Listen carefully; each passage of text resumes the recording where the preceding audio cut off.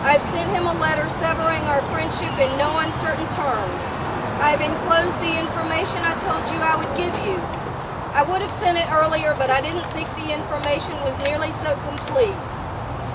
From our last conversation, I understand that you believe much the same things that Tony does in this matter.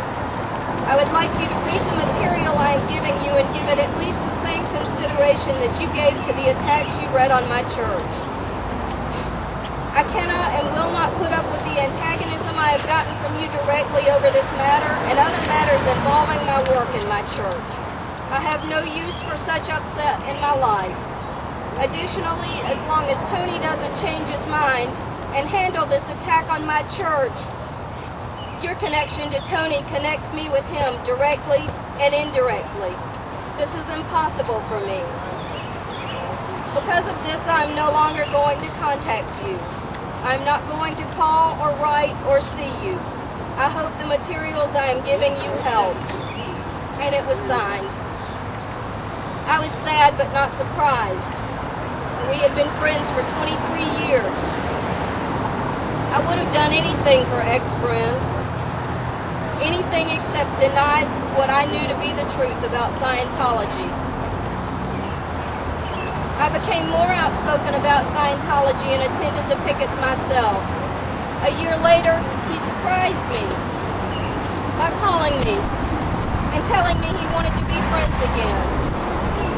We agreed to get together in several days, and in the interim, I thought about whether I should just be glad he wanted to be friends again, or if there was something more to it.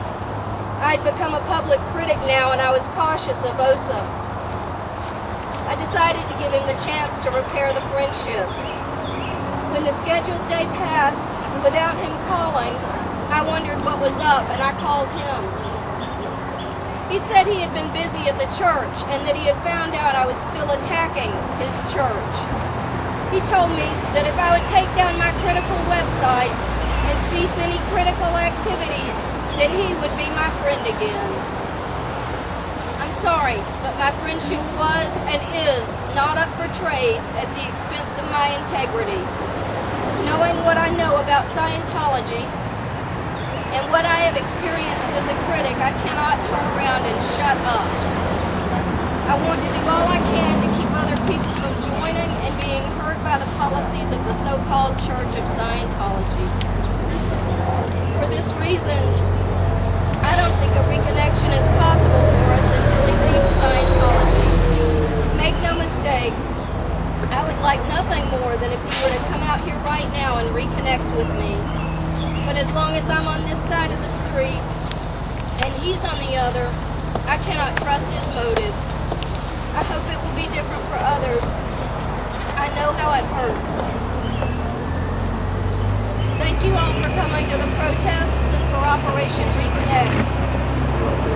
And now I'd like to say a few words to ex-friend in the unlikely event that he might hear me.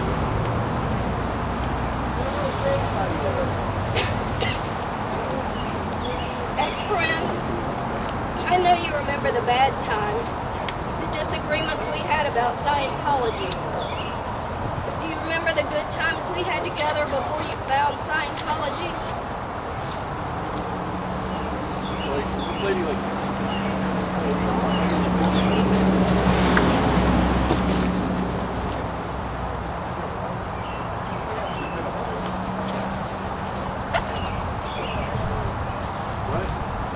Do you remember the good times we had together before you found Scientology? Do you remember the lazy summer days at the lake with Joe? And do you remember the night at the drive-in movie when Joe fell asleep in the back seat? Do you remember us making all those pizzas together? We tried so hard to find the secret to the perfect crust. Do you remember dancing at 688 to the punk rock music? Yeah. You danced like no one was watching, but everybody was because you were so unique. Do you remember asking for help with the org's computers? And do you remember me helping you, even though you knew I disagreed with Scientology? Do you remember telling me you would never disconnect from me? You said you knew me too well, and you knew I wasn't an SP. Do you remember asking asking me to look into Scientology? Well, I did. I took a good long look at Scientology. I found the truth. And here I am. And I hope, once you find the truth about Scientology, I hope you'll be standing here beside me on this side of the street. I'm patient, and I'm waiting.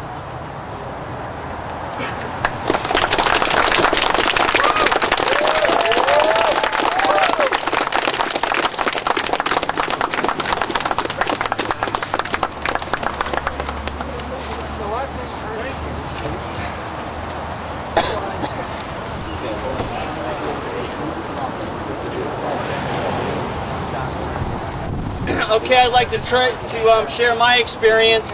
It's kind of distant and it's more work related than it is an actual disconnection. Okay, this is my personal experience with Scientology's policy of disconnection. Years ago, I worked for the Church of Scientology on a drug rehabilitation film to be shown on Hollywood Boulevard at the L. Ron Hubbard Life Exhibition.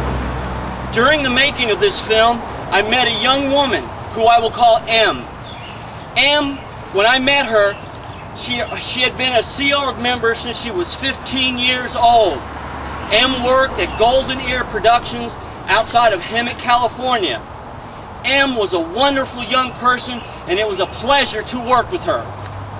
After 20-odd years as a dedicated and hard-working Scientologist, M had developed some serious medical issues, of which Scientology could not address.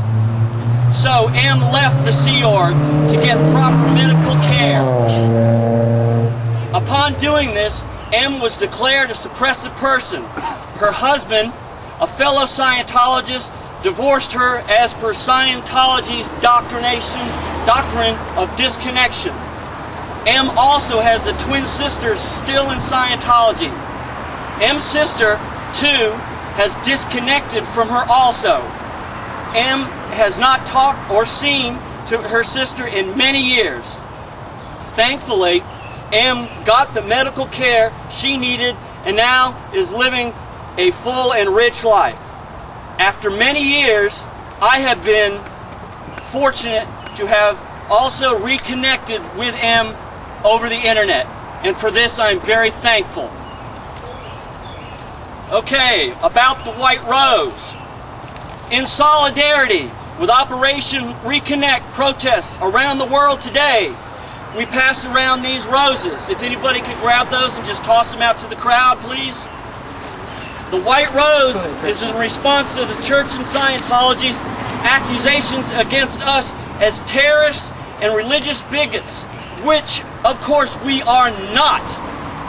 We citizens are hires of the White Rose movement of 1942 and 1943, where citizens and students fought against tyranny and for basic civil human rights as we do today. It is not a crime to hate crime.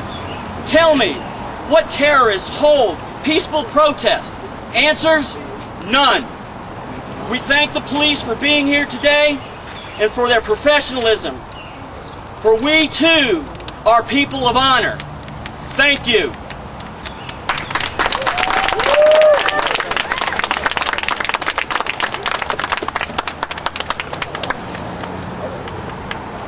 Anything to say?